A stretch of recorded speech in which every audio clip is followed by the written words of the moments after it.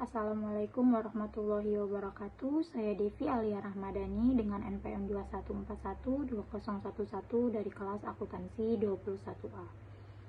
Pada video ini saya ingin mengulas materi tentang teori X dan Y dalam perspektif manajemen pengambilan keputusan. Mata kuliah Teori Pengambilan Keputusan, dosen pengampu Miss Reniza Helena Putri, SEMSI. Jadi, pengertian dari teori X adalah pandangan tradisional tentang manajemen yang mendekati pekerja sebagai individu yang tidak suka bekerja, tidak memiliki ambisi dan memerlukan pengawasan ketat. Sedangkan teori Y, pendekatan yang lebih modern, yang menganggap bahwa pekerja adalah sumber daya berharga yang memiliki potensi, berkeinginan untuk berkembang dan mampu berkontribusi secara positif jika diberi kesempatan. Teori X dalam pengambilan keputusan. Ciri-ciri teori X: manajer melihat pekerja sebagai malas dan tidak produktif.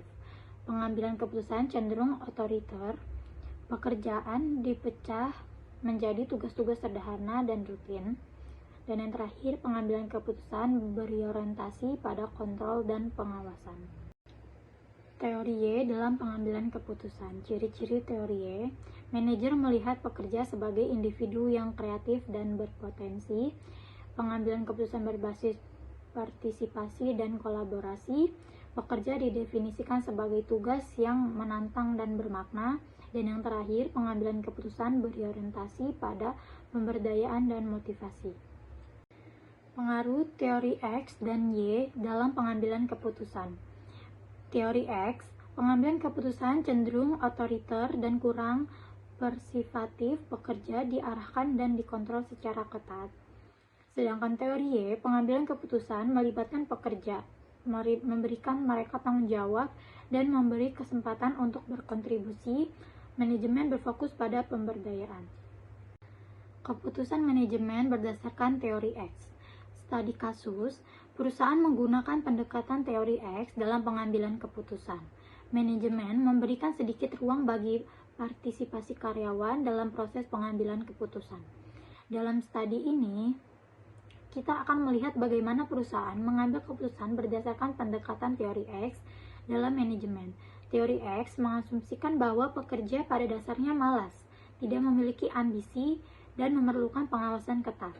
Berikut adalah contoh implementasi teori X dalam pengambilan keputusan.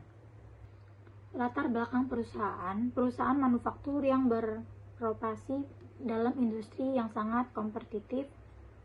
Situasinya, perusahaan menghadapi tekanan untuk meningkatkan efisiensi operasional dan mengurangi biaya produksi. Keputusan manajemen, pengurangan biaya produksi. Manajemen memutuskan untuk mengurangi biaya produksi dengan cara memangkas anggaran tenaga kerja, mengurangi inventaris, dan meningkatkan pengawasan di lantai produksi. Selanjutnya, pengambilan keputusan tertutup. Keputusan ini diambil tanpa konsultasi atau partisipasi aktif dari karyawan. Manajemen melihat pekerja sebagai faktor produksi yang harus dikendalikan secara ketat.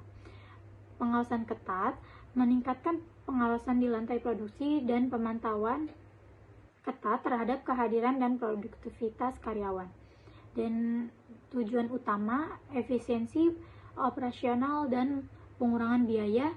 Tujuan utama keputusan ini adalah mengurangi biaya produksi dan meningkatkan efisiensi operasional. Dampak keputusannya: yang pertama, pekerja merasa tidak dihargai dan memiliki sedikit otonomi dalam pekerjaan mereka. Yang kedua, motivasi karyawan menurun karena mereka merasa tidak memiliki kendali atas pekerjaan mereka.